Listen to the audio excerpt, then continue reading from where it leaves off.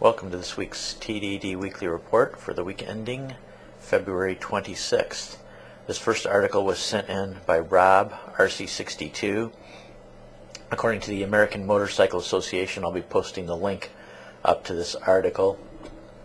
They're going to be having a grant of $70,000 from the National Highway Traffic Safety Administration to stop motorcycles only in Georgia. Now, I'm against checkpoints of any kind, not just motorcycle checkpoints. They've been doing them in Illinois for the reason they say to stop DUI drivers, and yes, they do catch some DUI drivers with the checkpoints, but to me that's not law enforcement. I mean, any kind of a goon squad or any kind of a dictatorship can pull people over and inspect vehicles and find wrongdoers, but the whole problem with that is we're a constitution. We do have rights. We have the freedom, according to the Fourth Amendment, to travel and not be stopped unless we do something wrong. I can see obviously probable cause. Now, if you've actually done something and an officer spots it, sure, they should be able to pull you over then, but to just wave you into checkpoints just to inspect you to see if you've done something wrong, I mean, why stop there? Why not just start going up and down blocks in neighborhoods where there's crime or drug dealers, which is probably 90% of the neighborhoods in most cities, and start kicking the doors in and looking through people's houses? You'd find wrongdoers then. So, you know, I don't want this to turn into some kind of a military state or something like that. We need to get back to the Constitution. If there's no probable cause, there shouldn't be just randomly stopping people for any kind of reason at all. There should be some probable cause behind it. So if you get a chance, check out this article from the American Motorcyclist Association. And next, this is one that's kind of on the positive side. This was sent by 54 Shadow. Kansas House approves bill allowing motorcycles to run red lights.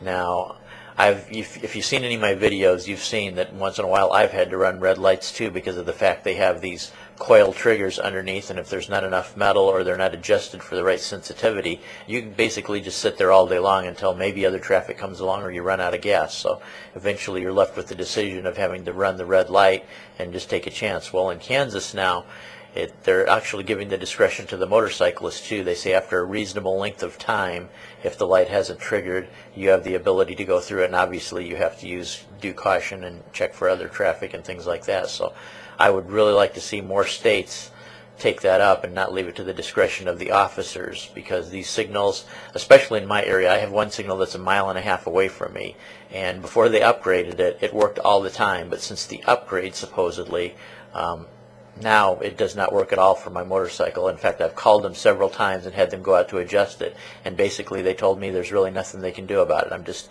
stuck having to figure out a way to deal with it. So somehow it worked before, but now since they upgraded it and put new signals in and new coils in, it doesn't work now and they're not able to adjust it. So something needs to be done about that for motorcyclists.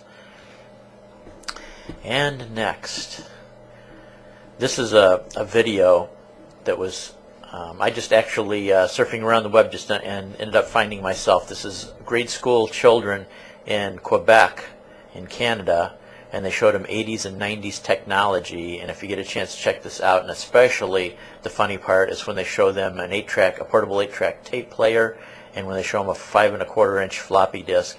It's as funny as all get out. They also show them a small portable Fisher-Price record player that plays 45s.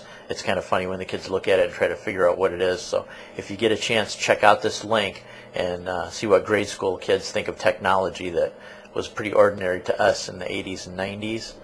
And last of all, this is a video on YouTube called TC Bank Dream Rangers.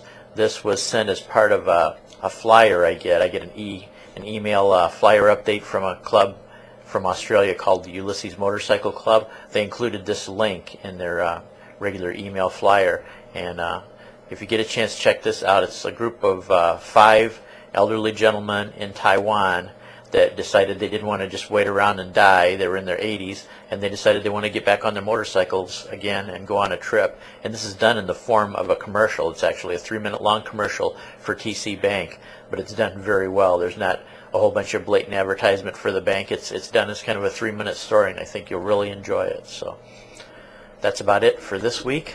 Take care, everybody, and I will catch you next week.